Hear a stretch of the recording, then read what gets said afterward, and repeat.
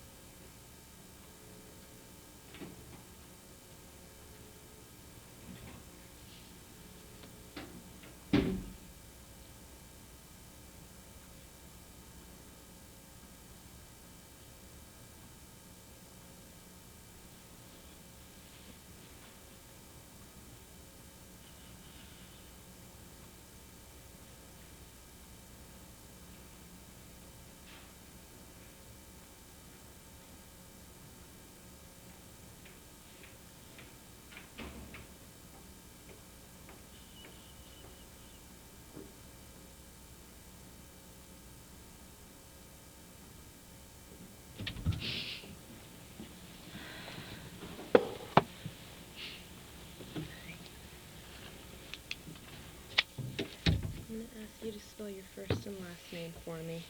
Jennifer.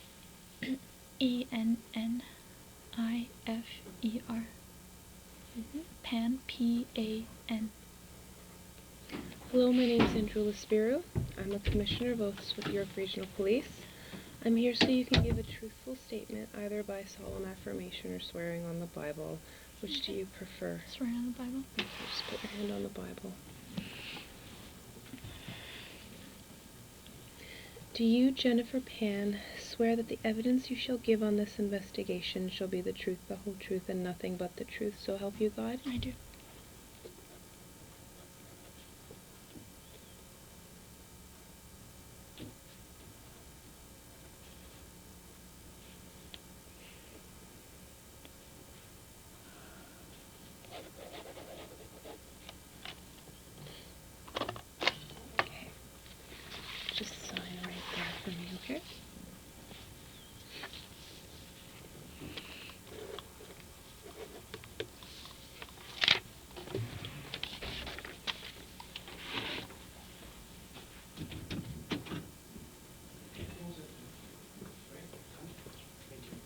just close that door for me?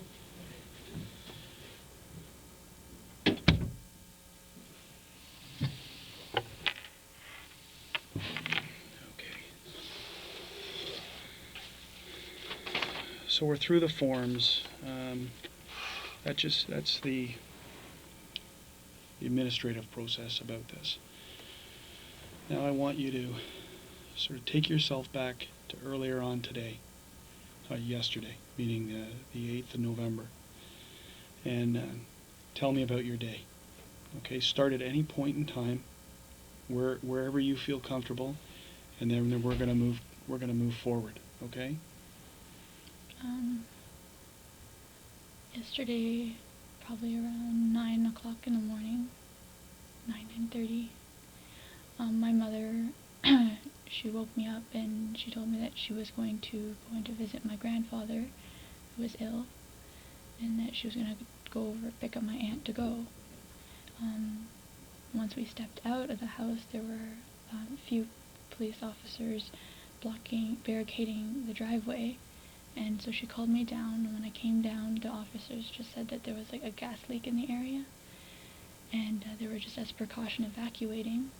And before we could walk over to a safer place, they said that the evacuation had been moved to somewhere else, that it was safe to go back home.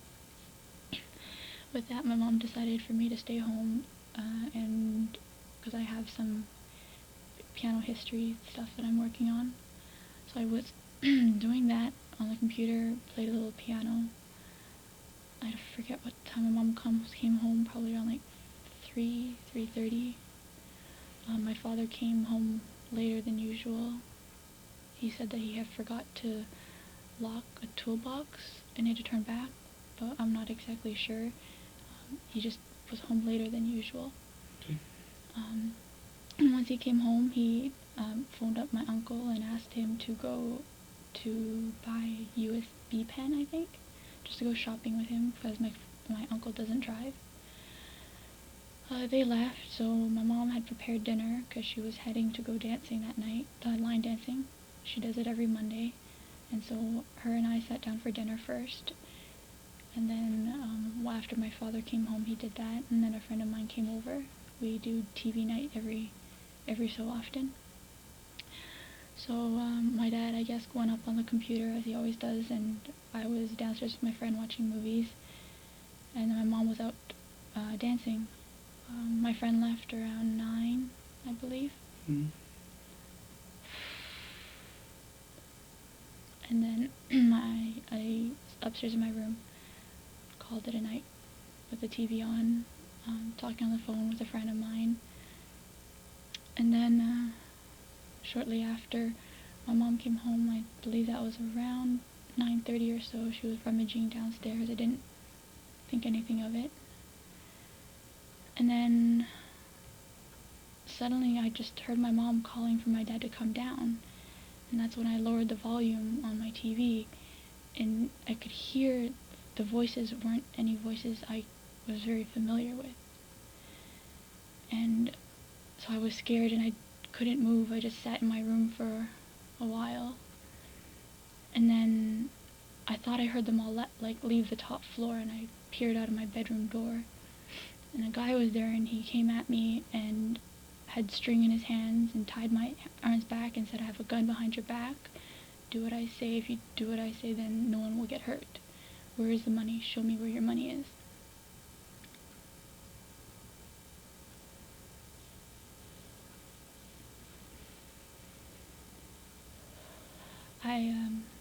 I have still a bit of money put aside from when I was waitressing, cash. So I showed him where it was, and he took it and put it in his pocket, I think. And then that's where they pushed me to my parents' room and asked me where the money was there, and I didn't really know. So they kind of one was right beside me, blocking my way to the door, while the other ones turned over the bed to find some more cash in my mom's bedside table.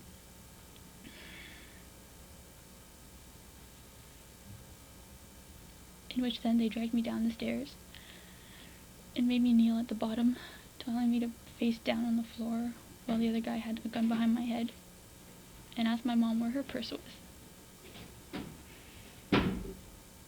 My mom kept trying to get up, and they kept telling her, sit down, and so I didn't want her to get hurt, so I told her, Mom, sit down. They were trying to find her wallet, but her English isn't good, so she kept saying purse. They kept pushing her down onto the chair. Okay. Take your time. Take your time. All this is very important, so take your time. They kept all the lights off on the main floor. The only time there was light was when they opened the fridge door to see if they could find where my mom's purse was. At that point, I saw 3 figures of men. One with a hoodie, like the one I could see the most clearly, he had a hoodie on, and I believe he had a bandana of some sort covering from like his lower, under his eyes down. And then for some reason, I think one of the gentlemen asked my father if he had money in his wallet and where his wallet was. So they took me, because I was next to the stairwell, they took me up the stairs to show them where my father's wallet was, but I didn't know. They had turned the room upside down. I didn't know where his pants were at that time. And then after they had gotten that, they had taken me and they tied me to the top of the banister. Just with one string, I could still move, but I was afraid to because the one guy just had that gun. Just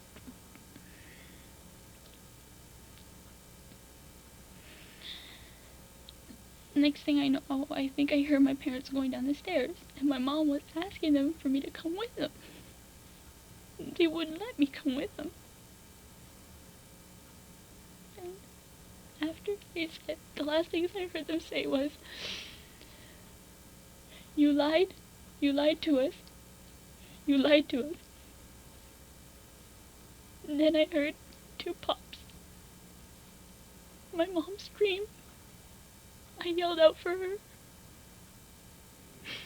And a couple more pops.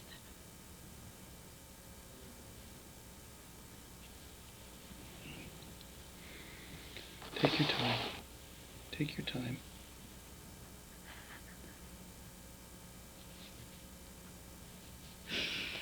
And I think I heard my mom say or moan or something, and then they did one more before they left, and then one of the guys said, we have to go now, it's been too long. And then they ran out the door, and I think once they were out the door, I heard my dad go up the stairs, and at that point I had my phone on me, behind me, that I had hidden there that they didn't know about. So when I thought that they had heard them all leave and my dad ran up the stairs, I whipped up the phone and I called 911. But I still hadn't heard anything from my mom, and all I could hear was my dad running on the street, just moaning and making sounds.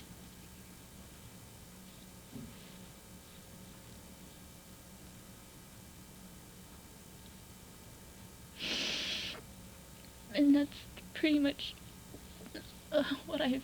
So what happens? Continue on from now to the point that the police arrive. I was just on the phone with the secretary or the operator, and I begged her not to leave me alone, and that my dad was outside. I was yelling to him, but he wouldn't come in. I don't know if he didn't hear me, he didn't come in. I think he went to look for help. And I didn't get to see my dad at all until before I left the hospital just now. How did you get free? The cop came and he snipped the two strings off for me. I was asking them for so long, and and they said they couldn't untie me until they knew how to properly untie the string. Okay. So we've gone through a very tough portion, and now we're sort of going to go back clinically. Try and I want you to put yourself now as a figure looking down at what you see, okay? So you go back, you're up in your room at 9:30, correct? Like 9:30. You're on the phone. Who are you on the phone with? With a friend of mine, an old coworker. An old coworker. Are you on the phone with that person when you hear these voices that you don't recognize? Yes. And do you remain on the phone with this person, or when does that conversation end? It ended when I heard my mother asking my father to come down the stairs. And normally they don't they don't communicate very well sometimes. So what I did was I told my friend I'll call you back, and I hung up, stuck the phone in the back pocket, and started to go out the door. And that's when I noticed that there were men running around. Okay, so let's back up again. When you hear your mom come, do you hear your mom in the house? She was in the house. I had gone down the stairs. Did you hear, so before this is when did you hear your mom for the first time in the house? When she came home. And what time was that? 9:15. Is there a time period, and where is your father at that time? He's just finishing on the computer, I think, and he was heading to bed. So did you physically see your mom? Yes. And at that time there was no one strange in the house? No, she was on the downstairs sofa. She was watching TV when I last saw her. Okay. Where is so between that time that you see her and you leave her on the sofa until you hear the noises, the strange, the voices as you describe them, how long is that? Maybe a half hour. A half an hour? Where is it your mom was before here? She goes dancing every Monday at I'd like to say St. Paul, but I'm not 100% sure. And where is St. Paul's?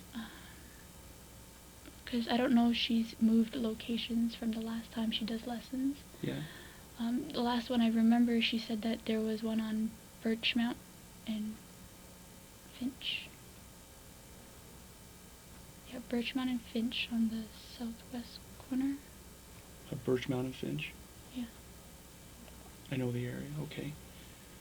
She used to dance there, but I'm not 100% sure whether she moved to a different with somebody else. She goes dancing with a few relatives as well. Okay.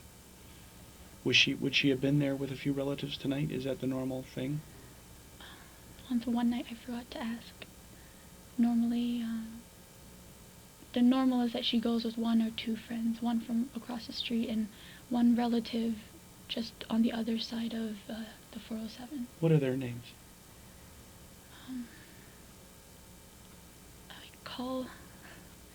I only know their names by what I call them. Okay. I call one Bakmoy, and then the other one is my cousin, and her name is Vong. And the one who lives on your street, what number? The neighbor who lives on that she usually goes with? Across the street, about 2 houses down. I don't know the exact number, unfortunately. Okay, we'll find that out. And so she's been going there for how long? She's been dancing for a long while. A long time? Maybe more than a year. Okay. What does your mom do? What does she do for a living? She used to work for Magna. Okay. But due to the job cutback.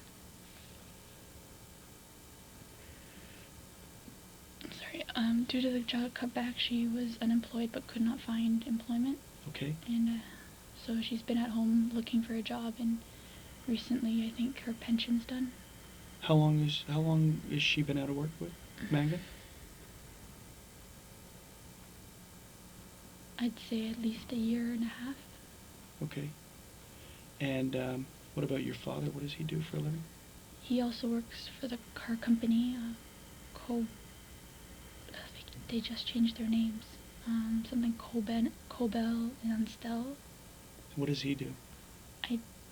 He wears many hats from like assembly line worker, but I think his title is tool and die operator. Okay. So 9:15, you see your mom down on the downstairs couch, and you see your dad. He's at the Computer. And where is the computer located? Upstairs, right beside his room. Right He's in a beside- separate room beside his room. Okay. And you're going to bed. You're going up to your room to watch TV and turn down for the night. Yeah. And then approximately, again, how long later that you hear these voices?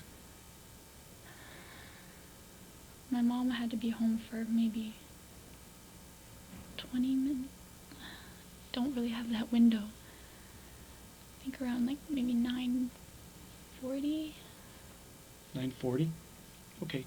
Estimates, it's fine. Yeah, I'm not expecting to hold you down to times because we can probably get that from who you were speaking to, right? Because how long after you end the conversation with the person do you hear the voices? They're already in the house. So you end the conversation because you hear the voices. You'll call the person back. Yeah, because I heard my dad and then I heard some strange voices is when I was like, I'll call you back. And who was it that you were speaking to? A coworker of mine. And what's that name? What's Ed. Edward. Edward, you know Edward's last name? Pacific Adore. Okay. So, what is it that you hear that causes your father to go downstairs? My mother calling for him. And what is she speaking in English or is she speaking in another language? She was speaking in English, which is why it also caught my attention. What language does she normally speak? At home we speak a mix of like Vietnamese is most fluent, but we do throw some Chinese words here and there. Okay. Or English words here and there. But the vast majority of it is Vietnamese? Vietnamese. What is the first, when you hear can you hear them talking downstairs, the unknown voices? It's all a mumble. It's a mumble? Because I had the TV on, it was just all a mumble. When's the first time that you actually can hear one of them talking? When he was upstairs, and I thought he had left the upstairs, because I was frozen in my room for a while. Yep. Trying to listen in, but I couldn't hear over my TV, and I didn't want to startle them by turning it off or like diminishing the volume. So I was kind of pressed up against my door for a while trying to hear it. And I thought that all the people upstairs had gone down, so I opened up my door quietly and tried to peer out, and he saw me. And that's when he came. Did you have lights on in your room at that time? My lights were off. I only had the reflection off my TV, which is lower to the door. What do you see of this guy? The And I'm only calling him a thing- guy because you said you thought they were all I think males. they were all 3 males. Okay, so tell me about this guy. He was medium build. Okay. I don't remember any of his clothing, unfortunately. The only thing I can remember was he had dreadlocks. He had dreadlocks. So can you describe his race to me? He was black. Was his head covered? Was his face covered? Do you remember anything about that? Just that his dreadlocks were kind of like flopping all over the place. I couldn't really see his face, and they kept the lights dark as much as possible. How long were the dreadlocks? Were they, like when you say they're dreadlocks and they were flopping all over his face? It's hard to, I don't remember 100%. I think some of them were like around his face were a little shorter, Mm-hmm. and then in the back there were longer ones. Okay. Now his complexion, there's various degrees of dark to medium dark to actually light. I'd say I wouldn't say he was the darkest person I've seen, but he was on the darker side. Any facial hair?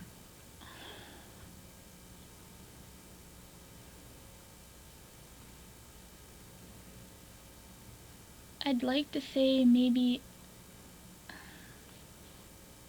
Say Not only what you can 100% think. sure.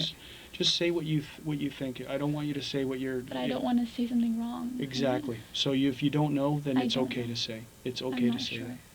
Okay. So, can you give an age approximation for this guy? When the other officer asked me, I was leaning along the ages of 28 to 33.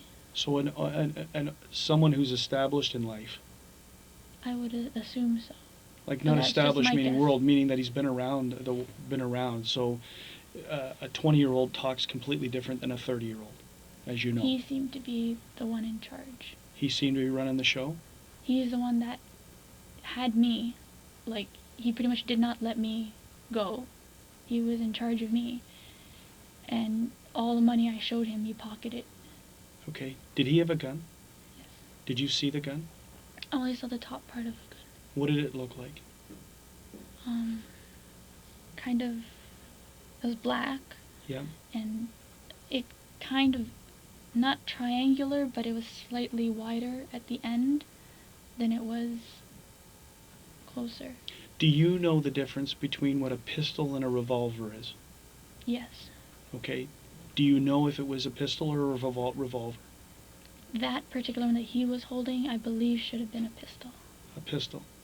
Okay. Because the difference is the round part, right? So you tell me what's a pistol and what's a revolver. Which one has Okay. the round part? I would think that the revolver has the ones that the bullets go around. Okay. And it didn't look like that. It looked like more like a handgun. So it looked more like a pistol. Yes. What you're saying, not a revolver. No. The Okay. other gentleman, though.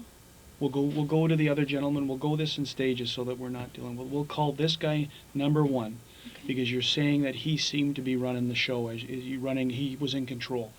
From my perspective, yes. He was in control of you. Yes. Is this the gentleman? Is this the guy who tied you up? Yes. Okay. I want you to But he was the one that tied my wrist together. He wasn't the one that tied me to the banister. Okay. So where did he get the shoelaces, or whatever the laces were, or whatever it was that tied you up? I'm not sure. It might have been from my mother's room or the study room, or because my mom has a sewing table next to her bed.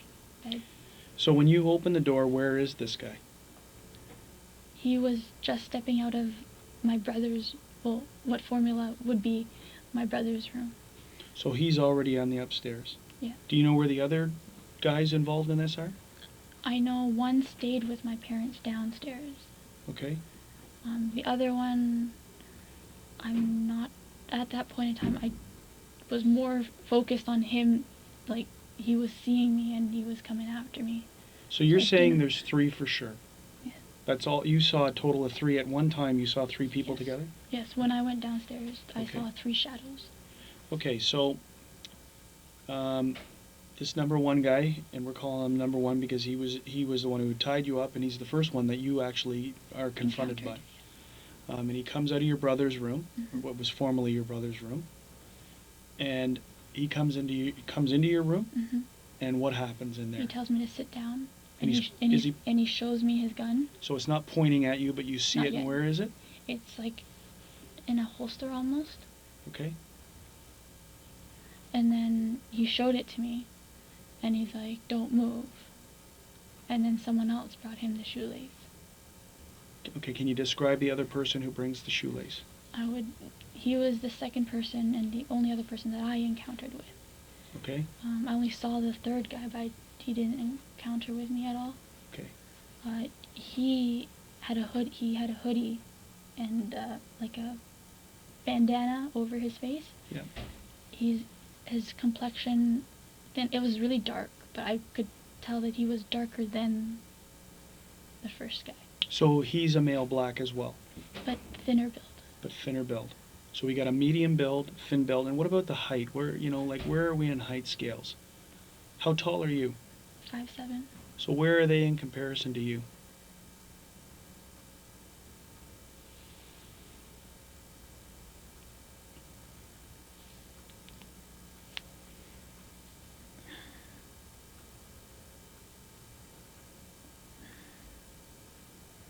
I'd say one was pretty much right around my height level. And which guy is that? The medium build. The first guy you encounter who Yeah. shows you the gun. Yeah. And eventually ties your wrists together. He's about your height, so he's somewhere in the area 6 to 5'8", 7. 5'6" to 7. I'd say. Okay. And the other guy, I'd say around 5'8", maybe smidget higher, lower, and 8. So he's taller than you, but not much. Not much. Okay. Now the first guy who spoke to you, did he have any accent? Is None it that clear? I could make out. Was it Just clear English? English, Unbroken? unbroken. No accent? From the terms he used, I didn't get to pick up an accent, no. He used So- short phrases. He sounded Canadian. I would say, yes, he was born here. He was born here. Okay. So number 2 guy you see with the bandana, and he's got a darker complexion, and he's thinner, Yes. and he's about 5'8", With a hoodie. with a hoodie. Is it black hoodie, or what color is it? Again, it was all really dark, Yeah. so I'm assuming he was wearing black. What about the bandana? Can you see a color on the bandana? It was very dark as well. Okay. Anything distinguishing about his eyes? I didn't look straight into his eyes, no. Any other portions of clothing that you recognized? No, unfortunately. Okay, how about this guy's language? Did he speak to He you? didn't speak at all. Nothing. He just nodded. He nodded. Who seemed to be giving the directions? Number 1. First guy you encountered seemed to be telling everyone what to do? From what you can tell. Okay, so now they're both upstairs with you. Where are your parents? They're in the living room. They're in the living room. And now what happens? They take me downstairs. Have they tied you now? Yeah, the number 1 has tied me, Okay. and now they're taking me down the stairs. Describe first how he's tied you.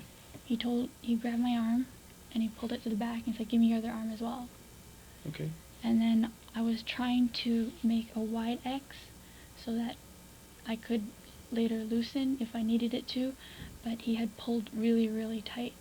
And Okay. I guess he felt my flinch, and that's when he quickly tied the second knot, I think. I don't exactly know. All I know is like I flinched, and then it got tighter. So you were bound behind you. Behind me, yes. Okay. And then you're taken downstairs. Tell me what happens down there. They sit me right at the bottom of the stairs, like slightly out, not exactly directly at the bottom of the stairwell, but just slightly over a little. And the third guy, who I didn't encounter, but he was there, he was like, where's your money? Cooperate with us. And then my mom's like, yelling, and don't hurt us, and my money's in my wallet, just please leave my paperwork. This third guy who you're now describing, do you see him ever? Only as a shadow?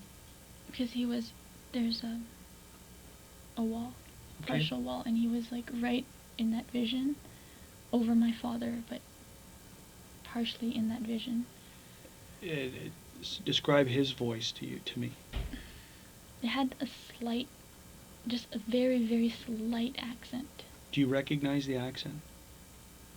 I can't definitively say which accent it was. So It was more like a Guyanese or Jamaican accent. Okay.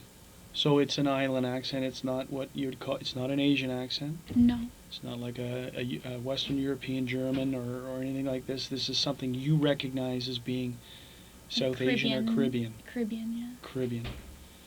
Okay. When the guy upstairs, number 1 guy, we described as our number 1 guy with the dreadlocks, or with the dreadlocks, right? When he shows you the gun, do you see anything on his hands? Gloves. He's wearing gloves? Number 1 was wearing gloves. What about anyone else? The other guy, the second guy? I don't remember. He must have been, but I can't 100% say. All I saw was that number 1 had gloves in his hands. Do you recognize, or can you describe the type of gloves he had in his hands? Leather gloves? Leather gloves?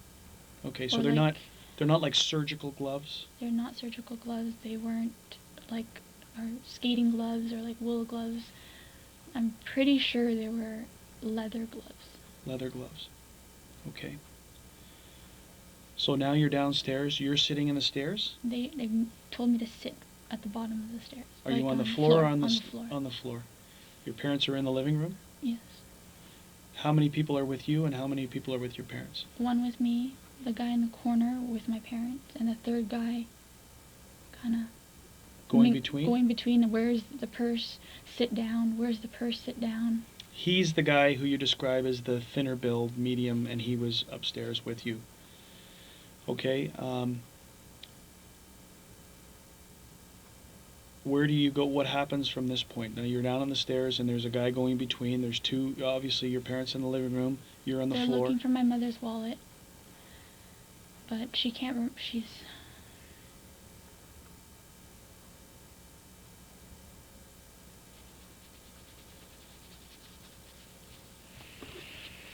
Take a deep breath. Best way to do this, the best way for you to on these parts in here, is to pull yourself out and be like you're an observer in this. Okay, it's not going to help you through or heal you through, but it's going to help you try and remember components, and it neutralizes what your mom said. You just are now hearing, you're echoing what your mom is saying to these people. Okay. After a bit, she had realized that she didn't carry a purse. She had just gone home from dancing, so her wallet would be in the bag, and that's where the money would be. And while that guy's searching for her and telling her to sit back down, the one behind the wall was asking my father if he had money in his wallet. And my dad said yes. And they asked how much. I think I heard my dad say $60. And then the one that was with me was signaled, and he said, "Come here, go show us where it is." He had a lower tone. Who's that? Number one. Number one, a lower voice. Yeah. Okay, and this is, and you say the reason 28 to 30ish, 33 is why? Why do you hear that as being the age of this person that you're dealing with? That he's. It's just the way he, like, his muscular tone. I don't know how exactly to say this, but he wasn't like built like muscular like a young man. What about the second guy you hear when you how old do you think he would be in? I didn't hear his voice. I didn't get to see much of his face. Okay, so you don't know. But if I had to guess, I'd say younger than that number one though. Okay, so they take you. You're now there, and they're wanting to go to this wallet. Yes. So they're now telling me, like, dragging me by my sweater, get up, show us where it is. Okay. And one kept me at the door while one was inside, looking. When you looked inside that bedroom, had it been, you said it was tossed, had it already been tossed? So, they were in, so the room had been tossed prior to you opening the door to see? See, yes. Okay. Because that's when I figured out what was happening, and I kind of froze. So I heard them moving stuff around. And how long do you think that they were in, that you heard between the time? I guess it's tough in the freeze time, but how long do you hear it and then moving around before you're confronted by one of them? Less than 5. Less than 5 minutes? Okay. Then it's just all... Time's all over the place. I understand that. It's your estimation. It's about 5 minutes, maybe. Okay, so you're now upstairs, and who's inside the room looking for this wallet? In your dad's. I'm guessing number 2, because by the time I was found, number 2 wasn't on the first floor. He had gone back down. Oh, no. I mean when you're back up. Sorry, back. When you're now back upstairs and they're looking for your dad's wallet. Mm-hmm. Who's with you and who's turning the room? Number 1 has me. Okay. And number 2 is the one looking and flipping, and where is it here? Is it over there? And number 1 keeps saying, "Time, we're running out of time. Faster, it's taking too long." Okay. How long is he in that room for? Maybe just a few minutes, a few moments. Okay. Not that long. Do they find what they're looking for? I don't remember. Okay. What happens next? He decides to tie me down to the banister. Okay. That he didn't want to take me downstairs anymore. So you're now tied to the banister? Yep, he calls for Cuzzy.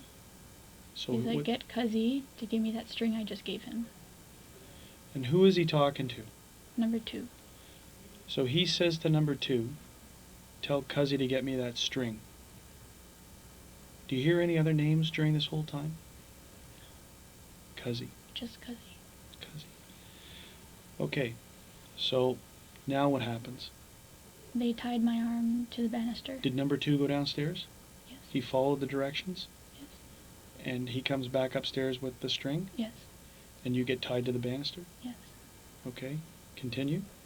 And the next thing I can hear are them telling my parents to move to the basement. Okay. And I'm asking them, why? Where are you going? And my mom's yelling to me, I want my daughter. Why can't my daughter come too?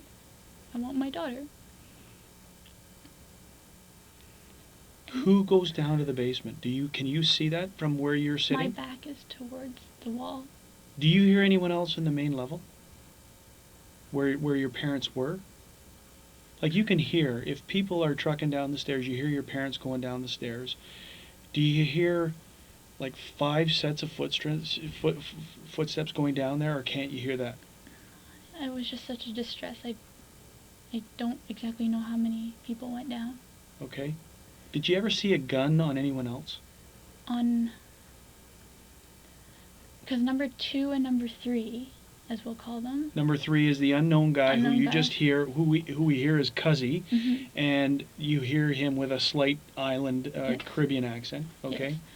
Yes. One of those two, like they dressed very similar, like very thin build. You saw number 3? You can describe. Like just briefly, like through the reflection from the lamppost Okay. on the street. Yeah. Through my through the sheer Curtains. curtains. Yeah. I just saw briefly. He was quite thin build. Another thin build guy. Yeah. Similar to number 2. Yes. And what about the gun? Did you see another gun? I saw the tip of his gun because he had pointed it out at my father, and Okay. that one was a revolver. Like it had the rotating. You saw the cylinder. Yeah. The rotating cylinder portion of the gun. Yeah. You saw that. Yeah. Okay. And what color was the gun? I was quite a bit away. Okay. And how did you see how did you see this? Did you see it as a silhouette, or did you actually physically see the gun? I was on the floor kneeling when he was asking my father for his wallet. Yes. He had pointed it out, and I was told to keep my head down, but I kind of Looked up? looked up like peripheral here, and then I saw that. So what portion of the gun are you seeing? If you're seeing, are you seeing him holding with the handle and the revolver? Because the cylinder portion sticks right. Yeah, like right close by here. Can you see him wearing gloves, or can you see him? Honestly, the lights were all out on that side of the house. Okay. But in your estimation, it's a revolver because of what you... I saw what it looked like. Okay. You see nothing else about his clothing or anything else that he's wearing? Unfortunately, I wish I could have, but... No, that's all. We just have to make sure that that we understand. So when you're tied to the banister, right, and your parents are now going down to the basement, do you hear or see anyone else upstairs while that's happening? Or no down? one came back upstairs for me. No one came back upstairs for you. Okay. All Can you hear the voices down, other than your parents? Can you hear their voices down there? All I could hear was, "This is taking too long." Who's saying Life. that? Whose voice is that? You hear all 3 voices. You can distinguish them. Whose do you hear saying this is taking too long? Because it was said to you upstairs, right? Who said that to you upstairs? Who was saying that upstairs? This is taking Number 1. Number 1. Is that the same voice that you hear saying it downstairs? Yes. Only 2 of them voiced. Number 3 and number 1 voiced up. Voiced up. Yeah. Who do you hear yelling, "You lied to us," or to that extent? Number 3. Number 3. I'm assuming it's to my father, because he was the one asking for the wallet. Now, your mum with her wallet.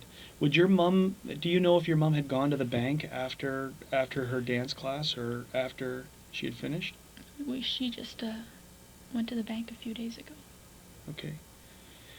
What type of car does your mum drive? And first off, did your mum drive tonight? What type of car does your mum drive?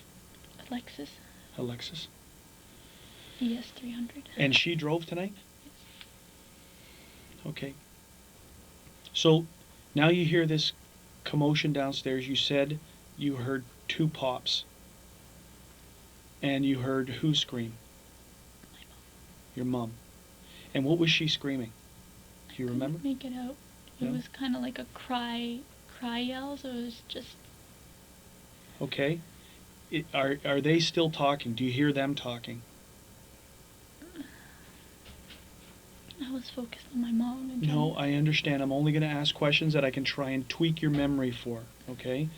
So you hear the two pop noise, you hear your mom screaming, or crying, or screaming, or yelling, and then you hear some more. I hear you. Do you know how many more you heard?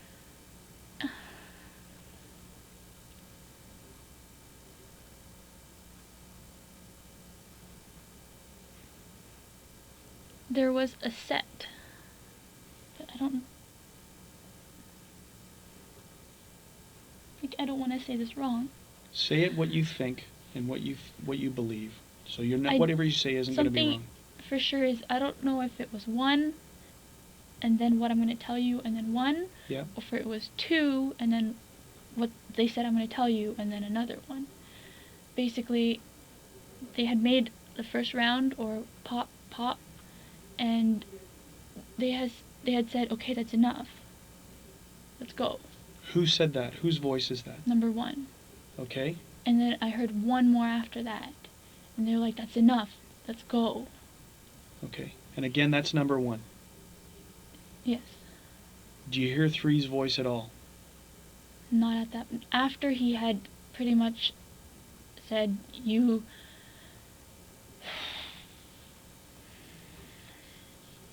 After he said that you lied to us, you just had to cooperate. And then they shot him, and that's the last time I heard of three. Okay. So, how many shots, not putting it in sequence, how many shots do you think you hear in total? 5. 5? Then what happens? And then Talk about just them all first. you're scrambling. Okay. They're scrambling. Can you see the front door from where you are? No? Okay. Did you ever hear how they got into the house? Doorbell ring, No. kick door, nothing like that? I don't remember how they got in. I don't even know how they got in. Okay.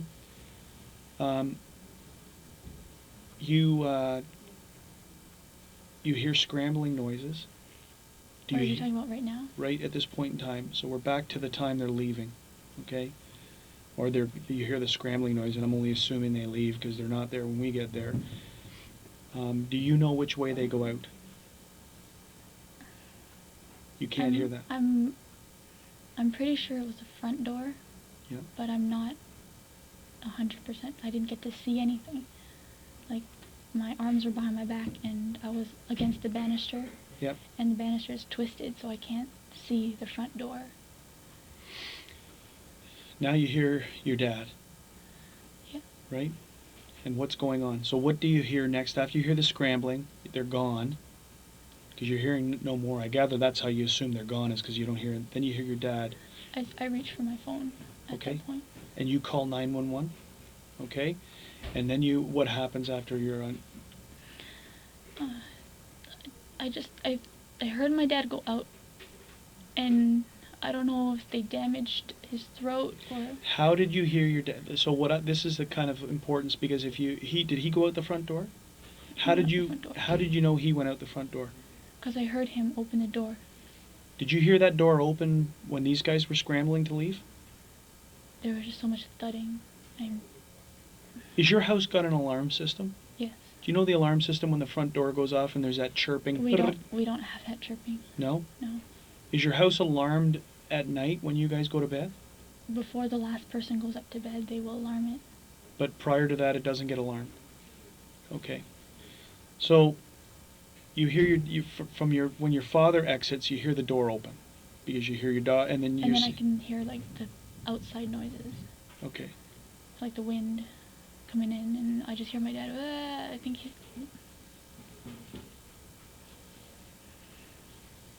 You think that he's sustained some kind of injury because you can't understand what he's saying. Okay. What about, can you hear your mom? Okay. Where does your dad go? Do you know where, you never see your dad again until when we're at the hospital. I think that's what you said, right? I saw him when he was on the gurney, but the officers walked me around, so he really didn't. Okay, so now you're upstairs and you're on the phone with the 911 operator. Okay? You remain on the phone until the police arrived? And the officer is the one who gets you free?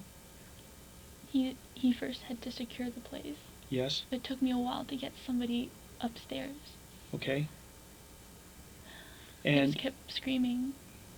okay. And I guess they went into my bedroom, and I have a pair of scissors that I cut my hair with. Yes? And they said that they cut it for me, but it was still a while longer until after they cut the string so that I could be free. Do you understand that they of the No. importance to clear that what they were doing? It wasn't to No. leave you in any kind of trauma or anything like that. I understand. It's just It's a very tough question considering all the things that you've gone through tonight, Jennifer. Is any of the tying up, any of the binding, any of the things, were you sexually assaulted in any way? It wasn't that. This was strictly they were after money. from what I saw, they were after money. They wanted it now. How much money did you turn over to them? From my personal, I had about $2,500. 2,500. And where was that? Roughly. And where was that? In my nightstand underneath the TV. Okay. And that was from work that you had done? Yeah. What do you do for a living now? What are you doing right now? I heard you were saying about piano. Are you in school? I recently lost all my students in piano. I had a few Yes. for a while, but they've gone on to universities. That's why as of September I didn't have any more students. So you were a piano instructor? Yes, out of my home. Okay. Just for family, friends, here and there. Also, my family needed me home for a while, and I was doing some piano classes with a very good teacher of mine. Okay. And I'm going back to school in January Two. to study biotechnology engineering. Okay. Your parents, are they known to keep large quantities of cash in their house? Do they have a large quantity of cash in their bank? I wouldn't say that it was large enough to raise flags. It's enough to pay bills. Okay. My mom's very diligent on making sure just enough. Just enough. So she wouldn't carry around a lot of cash, is what you're saying. We did just come back from vacation, so we did have not a large sum, but a sum that we didn't spend over in the States. And when did you go away on vacation? It was the weekend. My cousin got married on 10/10/10. Okay. And where did you go? We went over to Buffalo. That's where the wedding was in Buffalo? Well, just within Buffalo. Yeah. Within the area of Buffalo. And when you say that you came back with a quantity of cash, how much money are we talking about? At least $1,100 in U.S. funds that my mom was going to go to the bank and put it in immediately, but family circumstances that we've been dealing with when we got back. So what are those family circumstances that you were dealing with when you came back? Well, my mom's sister was in town for the weddings, and then my mom, the weekend after that wedding, we took her to Montreal for like one last visit before she went home to the UK to her son. Okay. And then, honestly, I think probably like a day or two after that, my grandfather fell really ill, and he went to the hospital, and my mom and I were the two main people, because my uncle doesn't drive, so we were the ones driving in and out all the time. So is this your mom's father? Okay. So that $1,100, did it get taken tonight? I believe so. And where would that have been? In my mom's bedside table. And you said you saw them. Did they go into that bedside table? And then was that the second time that when they were upstairs and they were looking for your father's wallet? While they're looking for my father's wallet, they flipped the bed off, and they're like, "Oh, you missed that drawer." Like number one told number two, "You missed the drawer." So number one was the one that leaned over and pulled it open. Okay, you guys are inside the bedroom? I was just at the doorway of the bedroom. Okay. So, and where, in relation to this bedroom, and where is this? Very tight space. Okay, so he could stay with you and still reach around and grab this and open this drawer, and that's where they Well, found. he kind of pulled me with one hand closer. Yeah. As he leaned over, but it was close enough that you could maneuver. Okay, and so they grabbed that American money. Yes. You see it go. I saw him fold it and put it in his pocket. Okay, and did that seem to agitate them? Did you see any change in behavior after that? They're like, there has to be more. Who's saying that? Number one. Is saying there has to be more. Do they look anywhere else? Are they looking anywhere else? Not besides my mother's wallet still and my dad's wallet. I don't even know if they got it. But those two things that they wanted to see. Whatever happened down in the basement, I tried to hear as much as I could, but it was too many people, and we have really creaky floors, so it's... When they're in that room, inside the bedroom, and now, is it lit any better? No, so it's still all in darkness? So you still can't see if number 2 has got gloves on or not? No, they had, like, something blind me. Like, number one, when we first got in the room, the light was on.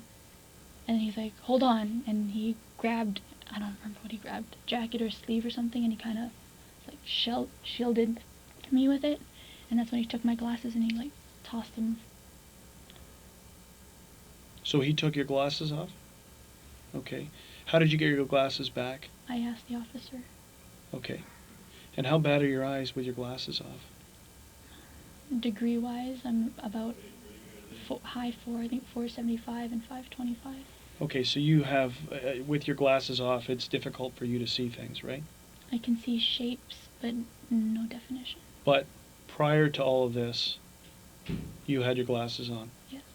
So when you described the gun, and you described the dreadlocks, and you described number 2, what about when you saw the revolver? Did you have your glasses on at that point in time? Yes. So all of these observations are made with your glasses. It's not until you're tied upstairs, they're Right before they tied me to the banister. Like when we went up the stairs the second time. Okay, and who ties you to the banister? I'm not sure if number 2 helped number 1, but it was behind me. I'm not sure who did the tying. But number 2 goes downstairs to get the string. Yes. To tie you up. And brings it up. And brings it up. From this cuz. Cuz. And you're sure it's cuz, like cousin, cuz. I'm assuming. No, I'm not saying that that's what it is, but it's on that line of cuz. Yes, go tell cuz. Okay. And again, that's number 1 who's saying this. Is there any reason to suspect, or anything that's happened in the recent weeks leading up, that would have you guys be a target of some type of incident like this? We live a straightforward, kind of almost routine life. Where is your brother right now? He's here. But does he live with you guys? In the summertime, he goes back in September, normally end of August, goes back to school. Okay. Moves out there. What school is he at? McMaster's. And what year is he in? 3rd year, I believe. 3rd year of what type of program? Engineering. Engineering. So there's nothing. There's no. It's because of important, like there are places where there's illegal gambling going on, where people think there's large quantities of money. What, in your opinion, would cause people to target your house to think that there was a large quantity of money? I'm not sure. Now, you say your mom drives a Lexus. It could be because of the aesthetics, yes. What about your dad? He drives a Mercedes, and he loves that baby. Is that right? So your mom drives a Lexus, your dad drives a Mercedes. The area you live in, what's the square footage of your house? Do you have any idea? 2,100. 2,100.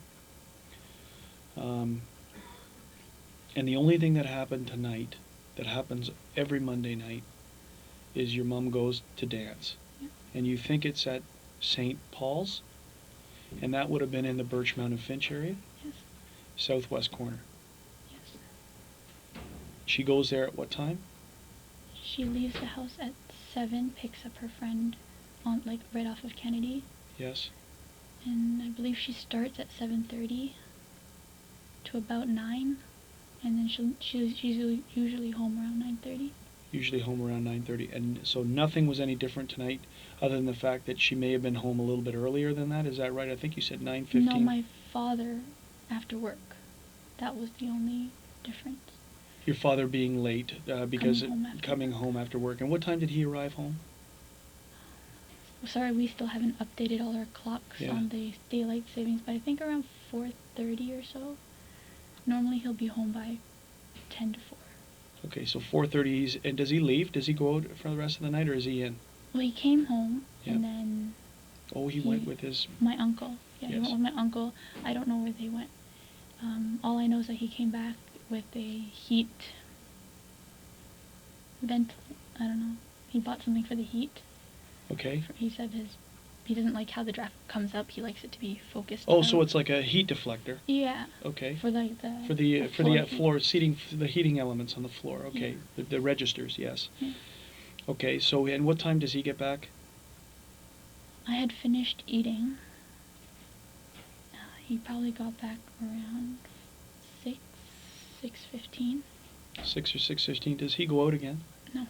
Is he on the computer for? The remainder. What does he do? After dinner, he ate dinner first. What does he do on the computer? He reads Vietnamese news and Vietnamese soaps, I guess. And your mother, you believe, comes home at 9:30, like normal? Around that time, more or less, there's nothing unusual about her time of coming home. And it's 10 to 15 minutes later that you hear the noises? You hear the different voices? I'd say. Or Okay. maybe a little later. It could be closer to... It could have been 45. Is there any way of finding out for sure where your mom, where this place was that they did dancing tonight? I believe my cousin might have gone with her. Okay. Might be very important for us to find out exactly where she was, where this was tonight. Okay. Okay. You just sit tight for a minute, okay, and think about anything else that you can that might help us in this. We've gone through a lot of the details, and I just want to talk. I just want to talk to the officer who's monitoring it, and I also want to talk to the lead investigator just to see if there's anything else I need to ask you about. You've explained the scissors which were found upstairs in the area. They were used that you would cut your hair, but an officer came and brought them to you to cut you free. Okay, is that correct? Okay. Did you ever go down into the basement? No? Well, and where did you go I once? went to the basement earlier in the night when I was with my friend watching movies. No. I mean... during that? During the time. And who was over watching movies with you? What's her name? Oh, his name, Adrian. Adrian, and Adrian's last name? Timkovitz. Tinkovitz. And where does Adrian live? He lives on Brimley. Brimley and Finch. Brimley and Finch? Okay, and how long have you known Adrian for? More than 10, 15 years. So this is high school. kind of a regular occurrence for you guys? Yep. We meet up once a week, if not once a month, depending on how busy our lives are. Yep. And we sit and we watch our usual shows. Okay. And so that's what happened tonight. Mm-hmm. And what time did Adrian leave at? 9. At 9? 10 to 9, 9 o'clock. Okay. And Edward is who you were on the phone with? Yes. Okay, until you got off the phone because of the noises. Did you tell Edward what was going on? No, I basically just told him, I gotta go, I'll call you later. Okay. Do you know what show you were watching when this was going on? What you had on the TV? Sorry, multitasking. I was watching Gossip Girl, and then I was watching Kate Plus 8. Kate Plus 8. It's just the time, what we're doing is to time stamp things, right? Not only the phone and whatever else. Now, as part of the investigation, we have your cell phone right now. Mm-hmm.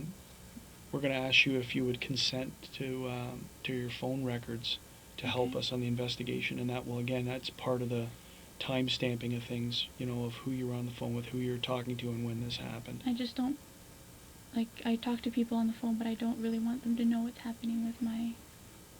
The unfortunate thing is that probably Edward and Adrian are people who were probably going to be interviewed because they were in the house and they were on the phone with you. So as much, and I'm telling you that the media is going to be around this case, and that's that, like, we have no control over what they say and what they do. My only advice to you is don't read the papers and turn the TVs off.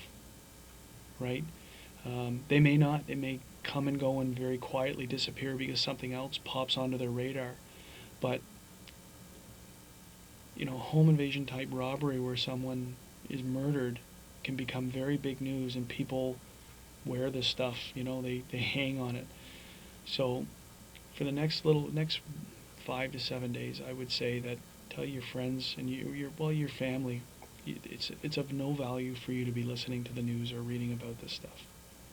Okay, because it's just going to upset you even more than what you feel right now. So just bear with me for a minute, okay? I'm going to go and it may be a little bit longer than a minute. I'm just going to go and talk to the officer who's monitoring it to see if there's any clarification questions, and also the guy who's investigating it, if there's something else, when I brief him, if there's something else I should be asking you about, okay? And we're very close to being done.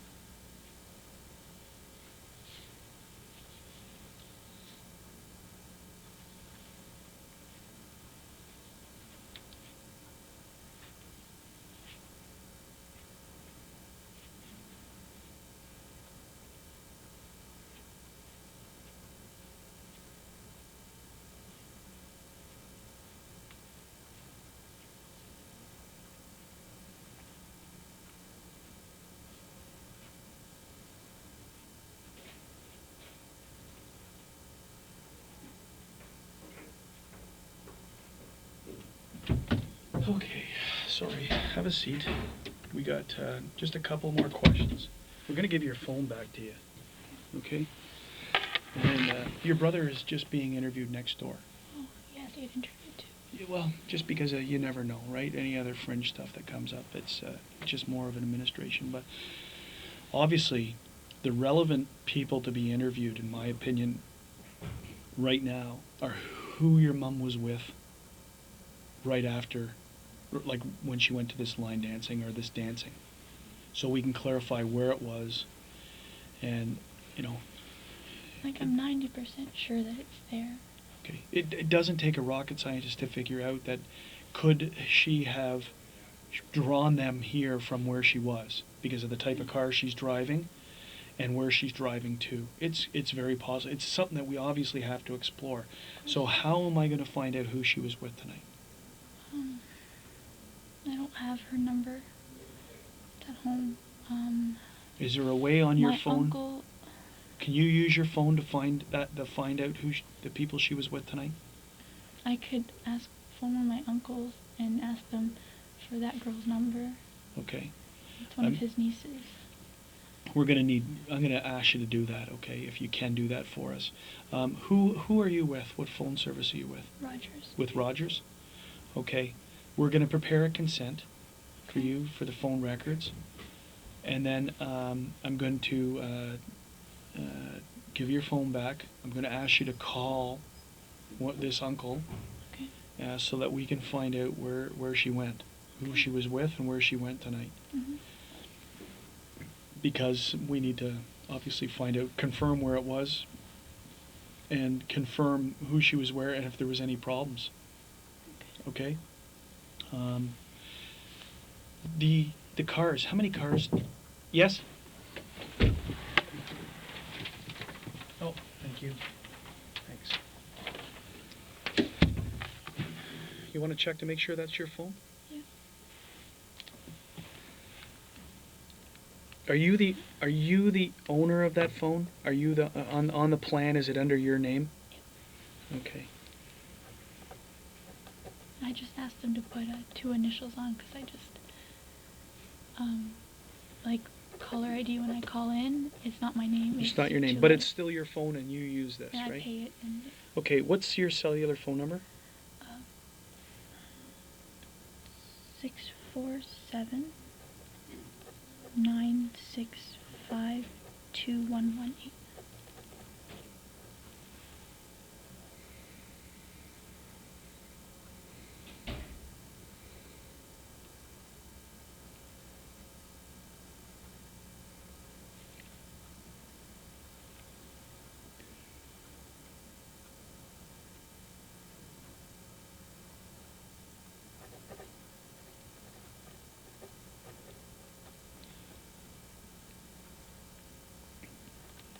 Because these things come in batches, I'm just going to extend the time period.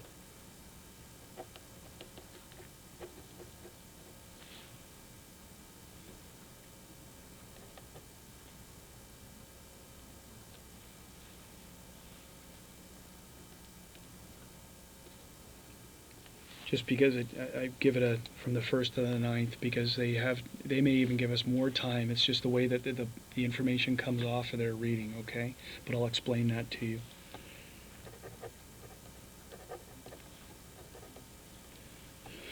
I'm sorry, your mom's first name? B-I-C-H, separate word. B-I-C-H, separate word. H-A. H-A, Pan?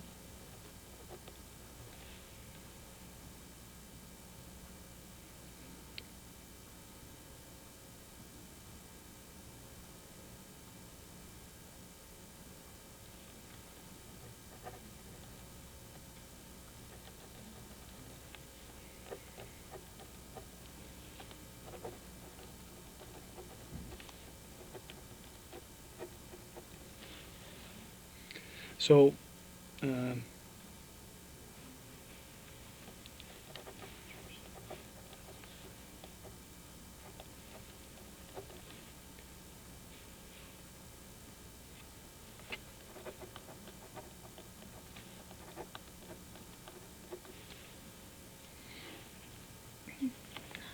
my question is, how far deep into this will I look for my phone? Just like comment, like regular phone calls to people, just stuff like that? Really, it's just the time stamping of the, we're putting 9 days down because it may come back to you that, I spoke to him, and it may be able for us to be able to identify people that we may need to go back and interview. The interest of us is obviously tonight between 9 and 10, right? But we're just asking for this. We're not asking for months and months and months. It's 9 days that we're asking for. And generally it's because we may come back to you and say, okay, we want to interview this person. And you go, oh, I don't know where they live. But I spoke to them. Or we got the phone records. Is this the same person? And we'll have their address, at least what is registered to their phone. So it's the only reason we're asking for a 9-day period. Okay. No, investigatively, it's not of no real significant value other than today, right? It's only because sometimes I phone, like teachers and stuff like that. No, we're not going to go back and interview all those people. That's not our intention, right? So I need you to fill out this portion for me. So owner, subscriber, it's the same person as this. So it's you and you. Your address, the telephone number, and today's date, and then your signature. And what it is before we go into it, this is all being recorded again. So it's just that you consent to giving us the records for cell phone number 647-965-2118, and you consent to allow the York Regional Police to access the phone records.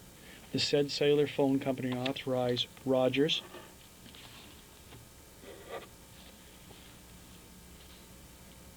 for the following: billing records, incoming and outgoing numbers dialed, registered owner information including credit and payment history. This is really how we link phones to people, how we confirm that it's your phone, and the tower site location if requested for the above mentioned times and dates. And towers now become, I just dropped that. Towers become relevant in this case because of where you are when the phone call comes in on today's date, right? Is that it firms your story to saying that I was in my room when the calls came in, and that will show up on the tower site information. That's the relevance of the tower site information. It also may turn out that maybe during this time period you were targeted and you were in an area, and this enables us to go back and try and look for cameras and other things through the towers. I'm not saying it's going to happen in your case, but it's why we ask for tower sites, right? Tower sites always show, when you're on the phone, they show you where you are when you're on the phone making calls. And that the above mentioned records are to be released to the York Regional Police for the purposes of an investigation of murder of your mum, and for the time period as stated, November 1st to November 9th. This is the part of the consent.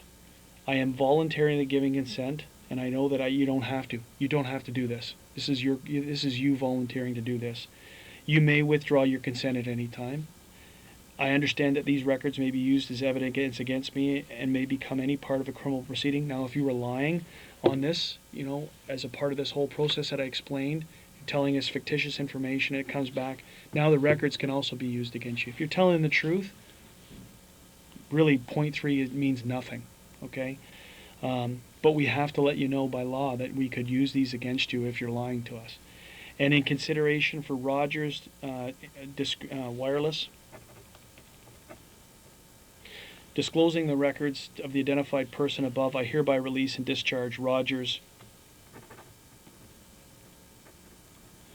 and its employees from any liability whatsoever in regard to disclosure. So this is what the phone companies have asked us to say, that because we're giving you this thing, the people who we got it from can't come and sue us. So it's a preamble, a legal preamble. And by doing this, the owner subscriber, you're printing your name, you sign here, you print your name, your address, your subscriber number and the date, and I sign where the witness is to state that I witnessed this. And then I'm going to ask you after this to try and contact that cousin to get us the name of the people who were with your mom tonight.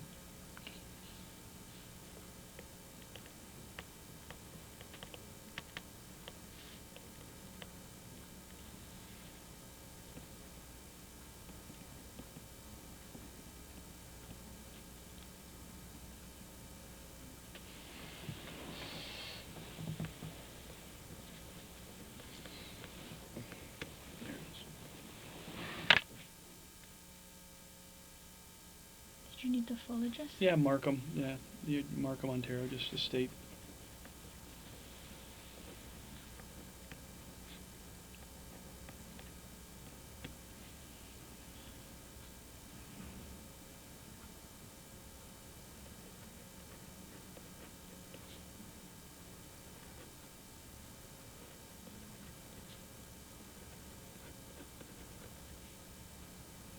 Today is now the 9th of November.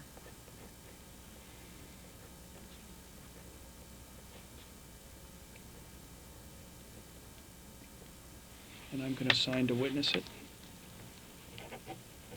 So will I be informed of who of my, if anybody, if they're contacted on that?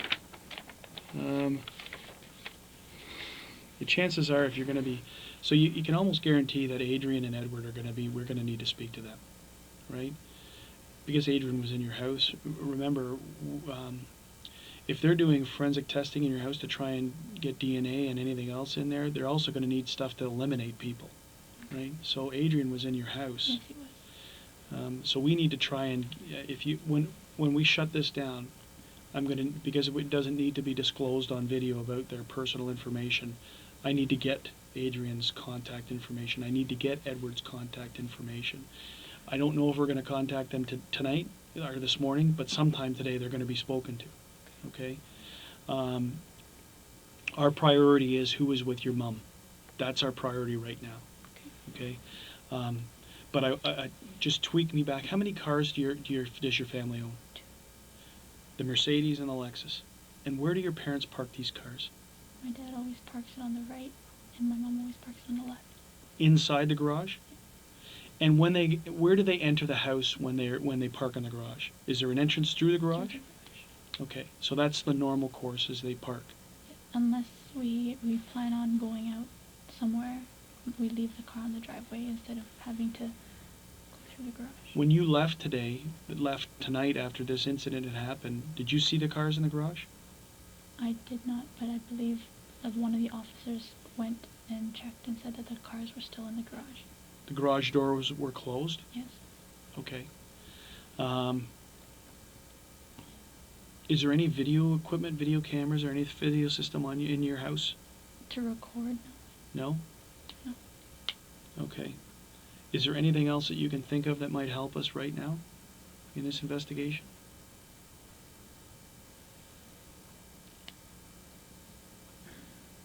Not off the top of my head.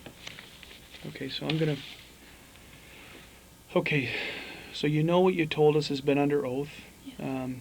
I'm just making sure. Did you swear in a Bible? Yes. It was under oath. Is there anything you want to change?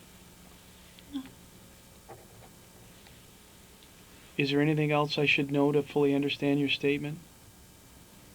Suffer from, this is one of those things that people say, well, no, I'm schizophrenic, I just didn't tell you, or I suffer from mental illness or delusions, or I'm actually an alcoholic, and none of these things affect None you. of those that you said. You're competent, and this was completely voluntary, and you've told us everything you need to the best of your ability. Best as I can. Okay. So what I'm going to it is now 4:30 in the morning. I'm going to shut everything off, and then we're going to have you try and find that information for us, okay? So the recordings now are turned off. I'm going to make sure that that next door the recording's off. May I use the washroom? Of course you can use the washroom.